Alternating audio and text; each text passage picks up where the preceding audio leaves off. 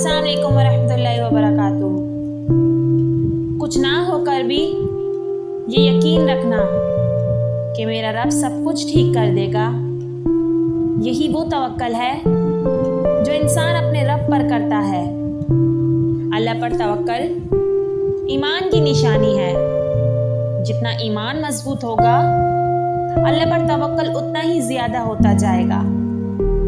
اللہ فرماتا ہے، تم مجھ سے جیسا گمان رکھو گے مجھے تم ویسا ہی پاؤ گے۔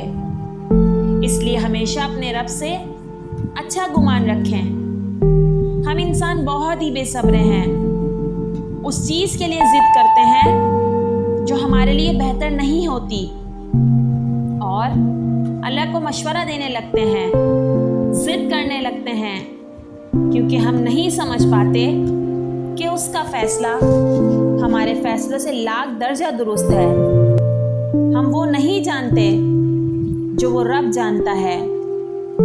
اللہ پر ایمان لانے والوں کو صرف اللہ پاک کی ذات پر ہی توکل رکھنا چاہیے۔